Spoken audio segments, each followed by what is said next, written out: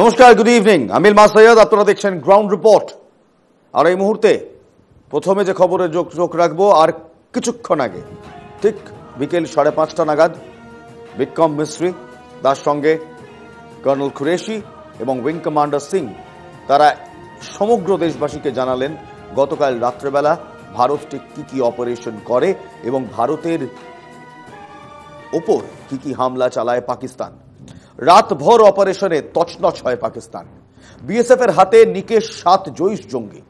অনুপ্রবেশের চেষ্টা করছিল, তারা ব্যর্থ হয়েছে বিভিন্ন জায়গায় পাকিস্তানের ড্রোন হামলা। পশ্চিম সীমান্তে বিভিন্ন জায়গায় সাইরেন বেজে উঠছে। সবাইকে ঘরে থাকার নির্দেশ দিচ্ছে প্রশাসন। শীর্ষ পর্যায়ে একের পর এক বৈঠক চলছে। দেশে পর্যাপ্ত শস্য রয়েছে, আতঙ্কের কারণ নেই বলছেন কেন্দ্রীয় কৃষিমন্ত্রী। রাজস্থান, গুজরাট, মহারাষ্ট্র চরম সতর্কতায়। তাজমহল, কুতুব মিনার, লালকেল্লায় কড়া নিরাপত্তা। আর্থিক সাহায্যের জন্য দৌড়ে দৌড়ে ঘুরছে পাকিস্তান। বিভিন্ন দেশ থেকে আর্থিক সহযোগিতার আবেদন করছে পাক সরকার। এই সমস্ত কিছু আজ দিনভর আপনারা দেখেছেন। কিন্তু এখন একেবারে যে ব্রিফিং বিক্রম মিস্ত্রি দিলেন এবং কর্নেল কুরেশি এবং তার সঙ্গে উইং কমান্ডার ভামিকা সিং দিলেন, সেই ব্রিফিং এর কথা বলি। কাল রাত্রেবেলা 300 থেকে 400টি ড্রোন নিয়ে আমাদের উপর হামলা চালায় পাকিস্তান।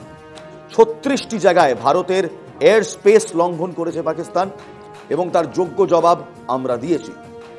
শুধু তাই নয়, একই সঙ্গে বিক্রম মিস্ত্রি জানান যে 4টি জায়গায়, পাকিস্তানের 4টি জায়গায় আমরা হামলাও করেছি। গতকাল থেকে প্রচুর রিপোর্টস আপনাদের সামনে এসছে, এই হয়েছে ওই হয়েছে। এর মধ্যে সবচেয়ে চাঞ্চল্যকর পাকিস্তানের তরফে দেওয়া একের পর এক বিভ্রান্তিমূলক পোস্ট, একের পর এক বিভ্রান্তিমূলক সব তথ্য। সরাসরি আজ ভারত সরকারের পক্ষ থেকে জানিয়ে দেওয়া হয়েছে কোনো রকমের সমস্যা, কোনো রকমের অ্যাটাক ভারতের উপর পাকিস্তান করতে পারেনি। জম্মু কাশ্মীর, পাঞ্জাব, রাজস্থান থেকে শুরু করে আখনুর, এই সমস্ত জায়গায় এলওসিতে ফায়ারিং হয়েছে। যাত্রীবাহী বিমানকে ঢাল করছে পাকিস্তান এই ড্রোন হামলা করার সময়। তার একেবারে প্রমাণ দিয়েছেন আজকে কর্নেল কুরেশি।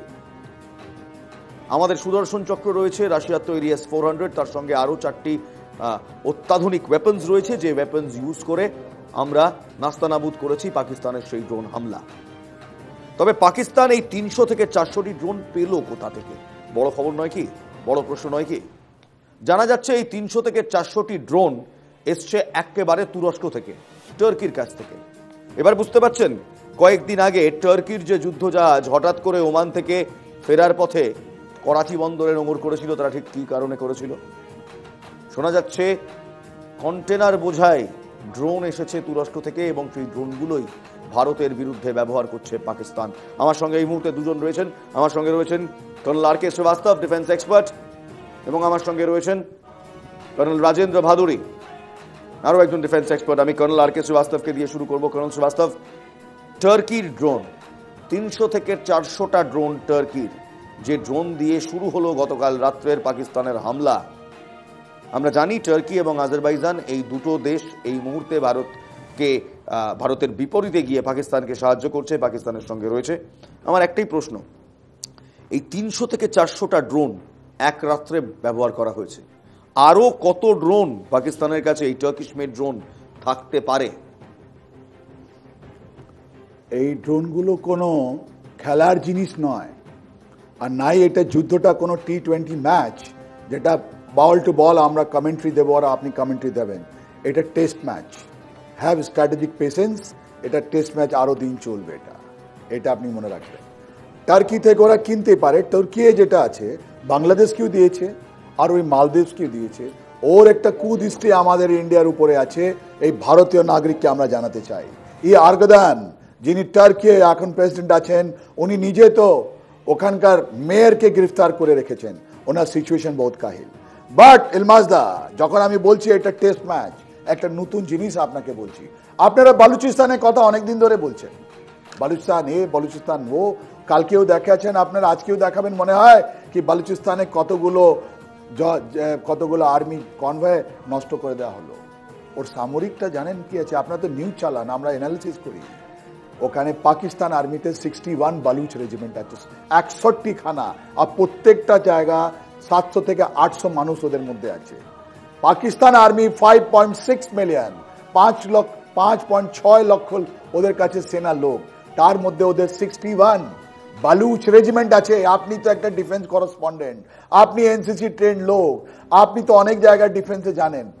আমরা অপেক্ষা করছি এরা কবে সাদা পতাকা দেখাবে।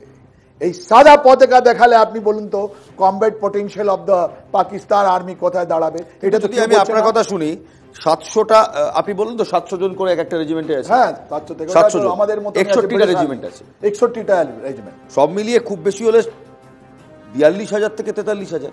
আপনি 42 থেকে 43,000 বলছেন, কিন্তু আমি নেভি, এয়ারফোর্স আদার আপনি দেখছেন ওদের সাপ্লাই আছে, ওদের অর্ডিন্যান্স আছে। এই যে পুরো ফাইটিং আর্মের মধ্যে 4টে রেজিমেন্ট আছে, Punjab regiment, Sindh regiment, Baluch regiment and frontier province, frontier force, right? এখন তো আপনি বালুচ দেখছেন, আমরা বিএসএফ কে আপনার মাধ্যমে বলবো যখন ওরা সাদা পতাকা লাগাবে ফায়ারিং না করে ওদেরকে ডেকে নেবেন। আমরা 93 সোলজারকে আমরা দিয়েছি, এটা ফার্স্ট স্ট্র্যাটেজিক ব্রেকআউট আপনাকে আমি দিচ্ছি। আপনি বালুচিস্তান দেখিয়েছেন, আপনি জানেন চাগাইতে ওদের যেটা নিউক্লিয়ার জায়গা ছিল, ওখান থেকে নিউক্লিয়ার সায়েন্টিস্ট গুলো মিসিং আছে, এটা তো কেউ দেখাচ্ছে না। ওই সায়েন্টিস্ট গুলো কোথায় লাপাতা আছে, কেউ কিনে নিয়ে গেছে, কিডন্যাপ করেছে, ওরা কোথায় আছে কেউ জানে না। তার মানে নিউক্লিয়ার সিক্রেটস অফ পাকিস্তান আর সামওয়্যার। দ্বিতীয়, তৃতীয়, এই গ্বাদার পোর্ট, আজকে ভারতীয় নৌসেনা যেটা আছে পাকিস্তানের নৌসেনা মুখোমুখি আছে আরবিয়ান সিতে, বেশি দূর নয়, যে কোনো মুহূর্তে একটা ভায়োলেন্ট ক্লাস হতে পারে। আমরা ক্রস করবই করব, বিকজ আমাদের লক্ষ্যটা ভেরি ক্লিয়ার, আমরা ছাড়ছি না। এই সন্ত্রাসবাদের ঘাঁটি, সন্ত্রাসবাদের উৎস পাকিস্তানকে ছাড়ছি না। তাহলে ওরা যদি করাচি অ্যাটাক করেছে, কালকে করাচিতে অনেকগুলো ওরা রিটেলিয়েশন হয়েছে, বিকজ ওখান থেকে ওরা ইউবি আর ওখান থেকে উড়িয়ে ওরা মালির থেকে উড়িয়ে ওরা আমাদের গুজরাতের আমাদের এয়ারফিল্ডকে ওরা অ্যাটাক করেছে। তো আমরা উই হ্যাভ দ্য রাইট, তো ওরা এয়ার দিয়ে এসছে, আমরা আরবিয়ান সি দিয়ে এসছি।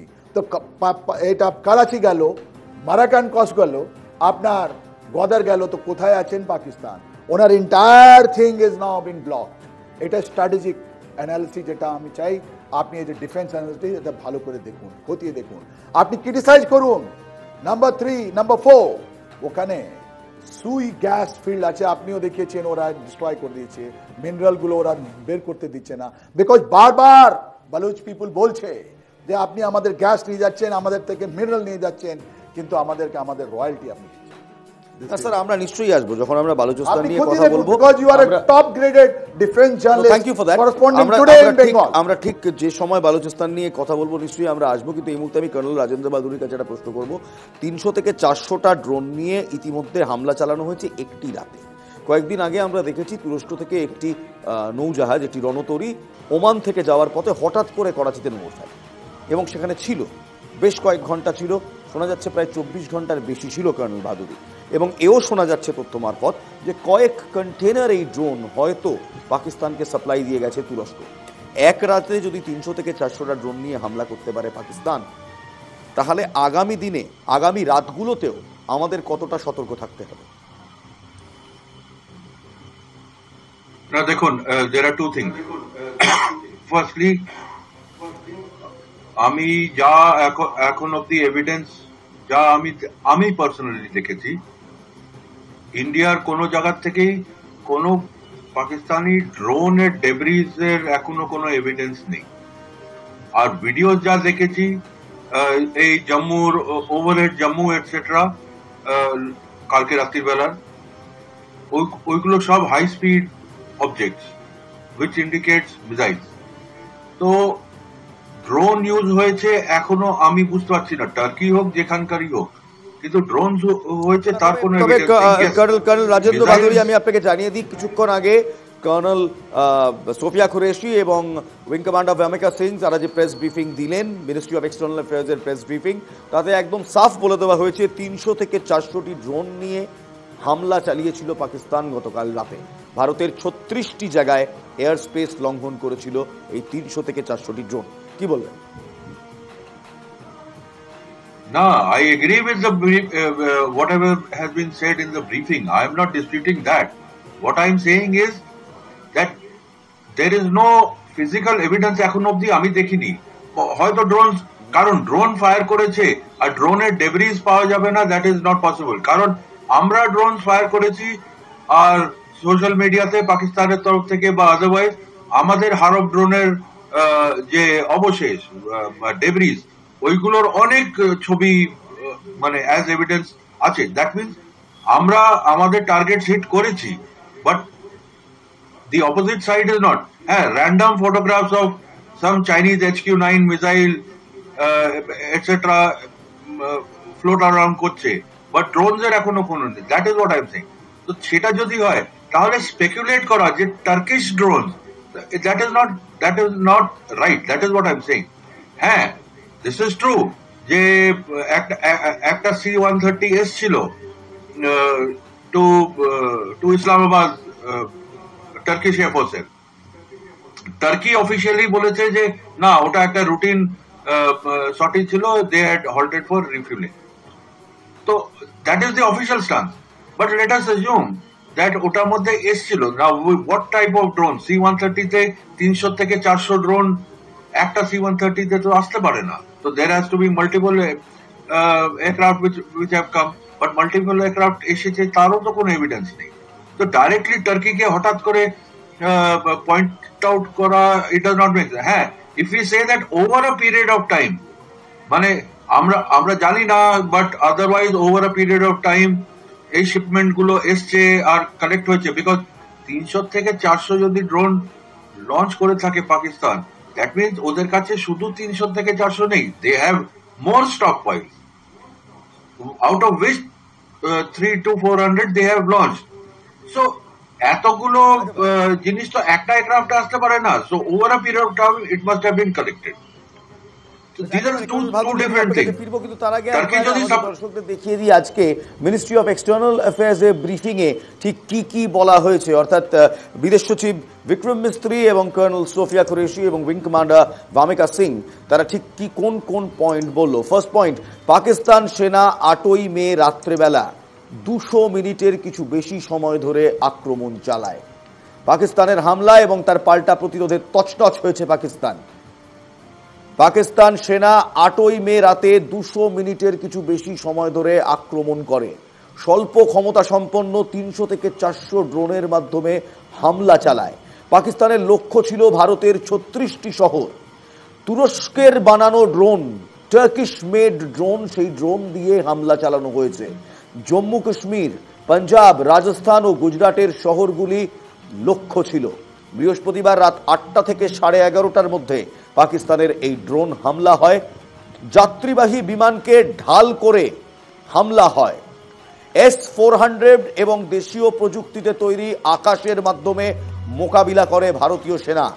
পাকিস্তানের হামলা প্রতিরোধ করে এবং সেগুলিকে ধূলিসাৎ করে পাল্টা জবাব দেয় ভারত। আমাদের L-70 গানসও ইউজ করা হয়। সেনাবাহিনী পাকিস্তানের রাজধানী ইসলামাবাদে হামলা চালায়। লাহোর এবং সিয়ালকোটেও ড্রোন হামলা চালায় ভারতীয় সেনা। আজ প্রেস ব্রিফিং এ এটাই জানানো হয়েছে মিনিস্ট্রি অফ এক্সটার্নাল অ্যাফেয়ার্স এর তরফ থেকে। আমি একবার সরাসরি কর্নেল শ্রীবাস্তবের কাছে যাব। কর্নেল শ্রীবাস্তব, এই মুহূর্তে কতটা সমস্যার মধ্যে রয়েছি আমরা? আগামী দিনগুলো কিংবা আগামী রাতগুলো প্রতিরোধের রাত হবে? এমন আরো অ্যাটাকস কি আমরা দেখব, যেগুলো obviously we will counter them, but is there a chance of more attacks happening? দেখুন, আমরা রাশিয়া ইউক্রেন যখন যুদ্ধ দেখতাম, আমরা টেলিভিশন দেখতাম, খুব ভালো লাগতো। ওই যুদ্ধটা আমাদের ওয়েস্টার্ন বর্ডারে এসছে, কিন্তু আমাদের এখনো প্রিপেয়ারনেস স্টার্ট হয়নি। একবার মক ড্রিল 7 তারিখে হয়েছিল, তারপরে আপনাদের বাড়িতে কিছু হয়নি। কেন যে আমরা এইটা আমাদের পশ্চিমবঙ্গে বসে হয়তো বাংলাদেশ আমাদের সাবাটাজ করবে, কিছু করবে, ওটা আমি বলছি না, বিকজ ওদের মাথায়, ওদের মুন্ডুতে, ওদের ইসলামিক ফান্ডামেন্টালিস্টে আমরা কিছু বলতে চাইছি না। কিন্তু এই যে আপনি বলছেন কিছু হবে, এটা তো লং রেঞ্জ। কিন্তু এর মধ্যে আবার 2বার 3বার আমি কিন্তু বলছি, আমাদের চাণক্য সাকসেস পেয়েছে। এই 61 battalion of the Baluch regiments সাদা পতাকা শীঘ্রই দেখাবে, leaflets, everything, social media, everything is full কি ভাই তোমাদের পরিবার, তোমাদের যদি নিজের ইতিহাস। ওরা বলেছে জানেন বালুচ রেজিমেন্টের কি স্লোগান আছে? গাজী না বা শহীদ। আমরা ভিক্টোরিয়াস আসবো নাহলে মরে আসবো, এটা আমাদের মতনই আছে। ওরা বলছে আমরা ভিক্টরি নেবো নাহলে মরে আসবো, গাজী না শহীদ।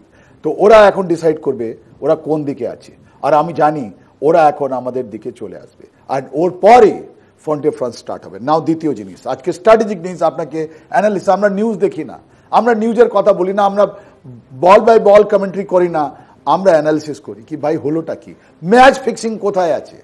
লিডারশিপ অফ পাকিস্তান আর্মি, যুদ্ধটা কিন্তু সোলজাররা লড়ছে, no doubt about it, but who is controlling, where is the top leadership? On the top leadership Pakistan আর্মিতে এখন দুটো পাওয়ার সেন্টার খুলে গেছে। তাই জন্য লোক বলছে আসিম মুনির কোথায়। কেন আসিম মুনির, উনি নিজের একটা জুনিয়র যিনি চিফ অফ ডিফেন্স স্টাফ আছেন, general 4 star general SS Mirza, যিনি ওনার সঙ্গে একটা 5টা লিস্ট ছিল 2022 নভেম্বরে, chief of joint staff committee, যেরকম আমাদের সিডিএস আছেন ওখানে অলরেডি আছে, রাইট? ওনাকে বলা হয় 4 স্টার জেনারেল। এটা জেনারেল আসিম মুনিরকে দেখাচ্ছেন SS মির্জা, এই দেখুন এই SS মির্জা, রাইট? এনার নাম হয়েছিল 5 জনের মধ্যে টপে कि he will become the next Pak Army chief. No, but he was superseded by... No, he was not superseded. He became the chairman of Joint Chief of Staff Committee, 4-star generalship. Number 1. Number 2, Asim Munir lost his moral standing that day when he had only 4 days to retire. And তখন General Bajwa বললেন কি you become the chief army staff. তো একটা আপনার ইনি manipulate করলেন General Asim Munir right from beginning in November 22. He has been appointed for 3 years. যেটা November 25 এ শেষ হচ্ছে, right? এই যে আমার জেনারেল SS মির্জা আছেন, ওনার সঙ্গে 9টা কোর কমান্ডারের মধ্যে 2টো কোর কমান্ডার এনার সঙ্গে আছে, অনেকগুলো লেফটেন্যান্ট জেনারেল এনার সঙ্গে আছে। ওরা দুষছে আসিম মুনিরকে, কেন যে আসিম মুনির একটা আরো পলিটিক্স খেললেন ওখানে, হায়ার পাকিস্তান আর্মিতে। উনি নিজে পুটিজ যেটা বলি, নিজে চেলা যেটা বলি, লেফটেন্যান্ট জেনারেল আসিম মালিক যিনি DGISI ছিলেন, লেফটেন্যান্ট জেনারেল, ওনাকে NSA বানিয়ে একটা ক্যাবিনেট র্যাঙ্ক দিয়ে দিলেন। তার মানে কি হলো, এখন DGISI, he is a lieutenant general, কিন্তু he is now cabinet minister, উনি এনাদের ডিফেন্স চিফ অফ স্টাফ থেকে জেনারেল SS মির্জা থেকে সিনিয়র প্রোটোকলে উনি বেশি আগে আছেন। এইটা ম্যানিপুলেশন আপনারা আসিম মুনিরের, এটা মানুষগুলো পছন্দ করছে না। এই বালুচ আর্মির কথা বললাম, তো এখানে এই মুহূর্তে কর্নেল শ্রীবাস্তব একটা প্রশ্ন আসেই যে তাহলে যখন এতটা অসন্তোষ সেনা প্রধানকে ঘিরে, তাহলে কি is there a chance of a mutiny within the Pakistani army? দেখুন, পাকিস্তান আর্মি আর বাংলাদেশ আর্মি দুটো আমি কাহিনী বলি, এখানে ভেরি ভায়োলেন্ট মিউটিনি হয় বাংলাদেশে। আপনি দেখুন, এই জেনারেল জিয়াউর রহমান ছিলেন, মোর দেন 2000 আর্মি অফিসারকে উনি মার্ডার করলেন, যে ওনাকে চিফ অফ আর্মি স্টাফ বানালো, কর্নেল সাহেব, রাইট? ওকে মেরে দিলেন, ওকে ফাঁসি চাপিয়ে দিলেন, আর নিজে মে 1981 উনি নিজে ওনাকে মারা হলো, রাইট? গুলি করে মারা হলো, ইরশাদ বেঁচে গেলেন, বাট ঈসাও বেছে লোককে মারছেন। বাংলাদেশে একটা ভায়োলেন্ট কুক আছে, হিস্ট্রি আছে, কিন্তু পাকিস্তানে ওরকম নয়। পাকিস্তানে বলা হয় either you resign or go. না, আসিম মুনির অলরেডি না পরিবারকে পাঠিয়ে দিয়েছেন, আপনি জানেন এটা। এখন আমরা তো চ্যালেঞ্জ করে বলছি, যে লোক আর নিজের পরিবারকে রক্ষা করতে পারছে না, ও পাকিস্তানকে কি রক্ষা করবে, রাইট? এই কথাটা আমরা বলছি না, এই কথা আজকে পাকিস্তান বলছে। আর দ্বিতীয় জিনিস, আপনি লাহোরে প্লিজ যান, আজকে লাহোরে কথা হচ্ছে release Imran Khan, release Tehreek Insaf chief Imran Khan from the jail. আর ইনি কি করলেন, সুপ্রিম কোর্টে গিয়ে বললেন, ইনি একটা আজকে ভিক্টরি হয়েছে, এনার একটা ভিক্টরি, একটা বিজয় পেয়েছেন, আর্মি আগেনস্টে নয়, আমাদের আগেনস্টে নয়, উনি ভিক্টরি পেয়েছেন ইমরান খানের আগেনস্টে, কি একটা সিভিলিয়ানকে আমরা মিলিটারি কোর্ট অফ থেকে কোর্ট মার্শাল থেকে আমরা ট্রাই করতে পারি। এটা পাকিস্তানের সুপ্রিম কোর্ট জাজ এনাকে এম্পাওয়ার করেছে। তো উনি একটা ভিক্টরি, একটা ম্যাচিনেশন যেটা বলছি, একটা ষড়যন্ত্র উনি করছেন নিজে পাকিস্তানের মধ্যে। অন্যদিকে আমরা বলছি সাদা পতাকা দেখাও, এদিকে আসো, 93,000 সোলজার আমরা দেখেছিলাম, তোমরা চলে আসো। আপনি ভেরি কোল্ডলি ক্যালকুলেট করে নিলেন কি 60 ইন্টু এত হাজার হবে, আমি বলছি এটা 80 to 90,000 হবে, আর তার ওর সঙ্গে আরো হবে 1 লাখ না 5.6, হ্যাঁ ওর থেকে ওরকমই হবে, বিকজ ওদের মধ্যে সাপ্লাই আছে, ওদের মধ্যে এডি আছে। এগুলো তো আমরা স্পেকুলেশনস করছি, এগুলো হবে, আমরা স্পেকুলেট করছি না। আপনাকে আমি দিয়ে দিলাম টাইম প্ল্যান, দেখবেন শুরু হয়ে যাবে। হোয়াইট পতাকা আপনার চ্যানেলে আমি বলে দিলাম শুরু হবে। My name is Rajeev Srivastava, defence analyst, আপনি লিখে নেবেন। বেশ, কর্নেল বাদুড়ি, I you also so optimistic about করুন, আপনি অ্যানালাইজ করুন, আপনি আমাকে বলুন আমি ভুল আছি, কোনো ব্যাপার না। বেশ, কর্নেল বাদুড়ি, I you very optimistic about what colonel Srivastava just shed?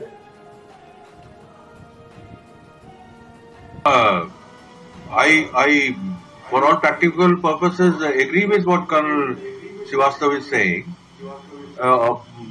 as a general principle, I agree with what he is saying. So there is no dispute about that. But then to expect that the Pakistan army will just simply surrender without a fight and raise the white flag, I don't see that, because I as a person, I don't underestimate my enemy, and especially Pakistan army. How much soever we may look down upon them, after all, I treat them as a professional army, as professional as us. তো fight তো ওরা করবে। এখন কত ফাইটটাকে ওরা sustain করতে পারবে, কত লম্বা সাস্টেন করতে পারবে, আমাদের উপরে কতটা ইনফ্লিক্ট ড্যামেজ করতে পারবে, ওটা only time will tell. But what Colonel Srivastava is saying, I generally agree with it. Acha, now coming to the previous thing, I just checked. Colonel Sofia has mentioned specifically the Turkish Asisgard Songar drones. Now, Asisgard Songar drones are not kamikaze drones or loitering munition. These are standard quadcopter drones which can be armed. So means a standard quadcopter drone which can carry a explosive payload and drop it. So it is different from the Harop that we have used. So that's what I'm saying. So quadcopter drones, আজকে এই briefing এর সময় colonel Sofiya এবং wing commander Vyomika দুজনেই বললেন যে the first attack was basically a recce attack to gather intelligence. The first time they had sent over, প্রথম যখন ড্রোন পাঠানো হলো, আমাদের এয়ার ডিফেন্স ইউনিট কোথায় কোথায় আছে রেকি করার জন্য পাঠানো হলো, আজকে এই ব্রিফিংয়ে উঠে এলো। তাহলে এই মুহূর্তে কি আমরা ভেবে নিতে পারি যে পাকিস্তানের এখনো শিক্ষা হয়নি, এই যুদ্ধ প্রক্সি ওয়ার যাই বলি সেটা আরো লং ড্রন আউট হবে?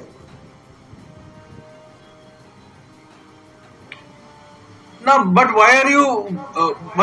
why are you expecting some bunch of lunatics to back off? Point is the army chief has gone all the way to Canada and spoken to non-resident Pakistanis and spoken of Ghazwa-e-Hind.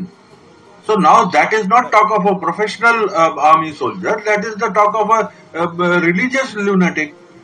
So religious lunatic sitting at the helm of affairs is not talking military strategy or military tactics or military logic. He is talking of religious lunacy. So এখন উর্দুতে যে word, এখন ওই জুনুন সওয়ার হয়ে গেছে মাথায়। So now there is no logic. মানে আবেগ যখন টেক ওভার করে নেয় তখন cold logic is no more working. Now he is trying to goad the Pakistan army, soldiers and the command structure and also the Pakistani Awam on the lines of Ghazwa-e-Hind. It does not make sense, but he is doing it. So Ghazwa-e-Hind একবার main স্ট্রিমের মধ্যে যদি ঢুকে যায়, একবার ইমেজিনেশনের মধ্যে ঢুকে যায়, then it does not matter. Then तो हिंदू के साथ करना है, हिंद को गलवा करना है, हमको सबको गाजी होना है. That concept comes in. So that is what Pakistan is going through. Colonel Srivastava, এই মুহূর্তে পাকিস্তানের কাছে আর্থিক পুঁজি রয়েছে একটা লং রন আউট ব্যাটেলে যাওয়ার জন্য? কারণ আজকেই আমরা দেখলাম যে প্রত্যাঘাতে দেউলিয়া হয়ে পাকিস্তান চরম আর্থিক সংকটের মধ্যে তাদের এক্স হ্যান্ডলে পোস্ট করছে বিদেশের বিভিন্ন ইনস্টিটিউশনের কাছে লোনের আর্জি করে, অর্থাৎ ঋণের আর্জি করে। যদিও কিছুক্ষণ পরেই আবার পাকিস্তান সেই আর্জি ফেক হ্যাক হয়েছে তাদের অ্যাকাউন্ট, এমন একটি বিবৃতিও দিয়েছে। কিন্তু এই মুহূর্তে পাকিস্তানের তরফ থেকে প্রচুর মিথ্যাচারও করা হচ্ছে। সেইখানে আমার প্রশ্ন যে do they have the resources to go for a long drawn out attack? দেখুন, পাকিস্তানের Bhutto, Zulfikar Ali Bhutto, the great foreign minister, great prime minister, great champion of the democracy, উনি বলেছিলেন আমরা মাটিতে ঘুমবো কিন্তু নিউক্লিয়ার বম হবে আমাদের কাছে। উনি নিউক্লিয়ার বম দিলেন। ওটা কোন নিউক্লিয়ার বম আছে আমরাও জানি না, বিকজ চাগাইতে আমরা কোনোদিন একটা নিউক্লিয়ার মাশরুম দেখিনি আমি। Because when you test a nuclear trigger, একটা আপনার একটা মাশরুম হবে, স্মাইলিং বুদ্ধার সময় রাইট 1 and 2 বোথ, যেখানে ছিল professor Kalam and all. So আমরা জানি না, রাইট? তো ওখানে তো একটা ন্যাশনালিজম, একটা রাষ্ট্রীয়বাদ হবে। তাহলে তো নেশনটা চলবে, পয়সা হোক বা না হোক। হামাসের কাছে কত পয়সা আছে যারা ইসরায়েলের সঙ্গে লড়ছে? এই ইউক্রেন তো অনেক, সব তো এডে আছে ওরা যখন রাশিয়া থেকে লড়ছে। তো it is not a matter of finance and neither I M A financial expert. আমি শুধু এইটাই বলবো আপনাকে কি হোয়াট ইজ দ্য সামরিক ডিস্ট্রিক্ট পয়েন্ট অফ ভিউ থেকে ওদের ফাইটিং ক্যাপাবিলিটি যেটা আছে, ওদের স্ট্যামিনা কত আছে, ওদের কখন কালমিনেশন পয়েন্ট হবে, ওরা কি আমাদের সঙ্গে লড়বে না without fighting a single bullet. যেরকম আপনাকে বলছি 61 ব্যাটালিয়ন্স অফ দ্য বালুচ আর দিস সাইড, তার মানে সঙ্গে সঙ্গে এনএলআই, সঙ্গে সঙ্গে আপনার ফ্রন্টিয়ার ফোর্স, ওরা আমাদের সঙ্গে জুড়ে যাবে, তাহলে পাকিস্তানের কি হবে? Do we really need a fragmented Pakistan or do we need a prosperous Pakistan? এবার এখানেই কর্নেল শ্রীবাস্তব, আপনি বারবার যে কথা বলছিলেন যে the moral of the army is down, 100% সঠিক কথা বলছেন আপনি। অন্তত পাকিস্তান তাই বলছে। পাকিস্তানের একজন এমপি একেবারে তাদের সংসদে দাঁড়িয়ে বলছে পাকিস্তান সেনাবাহিনীর মনোবল ধ্বংস হয়ে গিয়েছে। শুনুন। कौन सा कायद वो इंडिया के इन मामलात के ऊपर एक स्टेटमेंट नहीं आई। जनाब डिप्टी स्पीकर साहब, मुझे टीपू सुल्तान के वो एक कॉल याद आ रहा है कि अगर एक लश्कर जिसका सरदार शेर हो और उसके साथ लश्कर में गीदड़ हो तो वो शेरों की तरह लड़ते हैं। अगर शेरों का लश्कर उसका सरदार गीदड़ हो तो वो नहीं लड़ सकते, वो जंगे हार लेते हैं।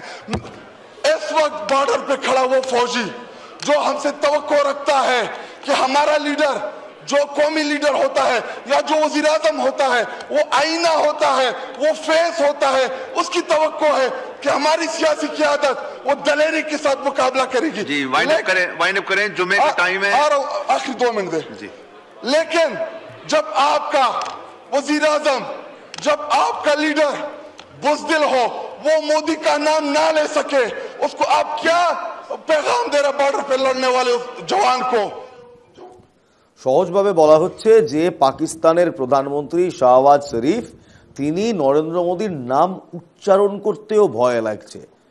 ভারতীয় হিসেবে আমার একটাই কথা বলার আছে, ইয়ে ডর হামে আচ্ছা লাগা।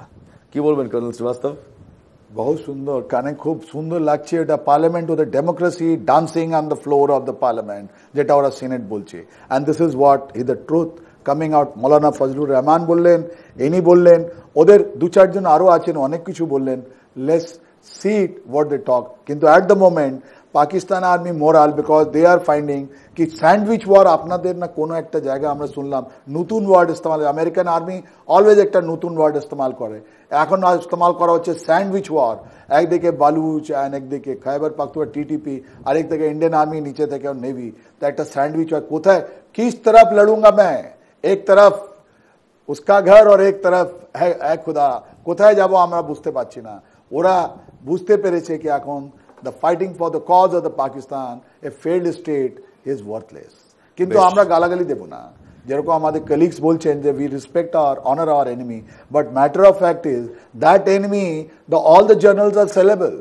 That আমাদের গতকালই আপনি শুনলেন Osama bin Laden was sold out, and general Kayani কত টাকা নিয়ে কোথায় আছেন আপনি দেখে নিন, রাহিল শরীফ কোথায় আছেন দেখে নিন, এই যে বাজবাগ কোথায় আছেন, আর এই আসিম যিনি আছেন জেনারেল আসিম মুনির, ওনার বাবা তো একটা মসজিদে কাজ করছেন। It's not a problem that ওনার বাবা একটা মসজিদে কাজ করছেন, কিন্তু ওয়াইফ বাচ্চারা ওরা এখন লন্ডনে একটা ফ্ল্যাটে থাকছে, ওনার কেনা জমি মাটিতে পয়সা কোত্থেকে পেলেন?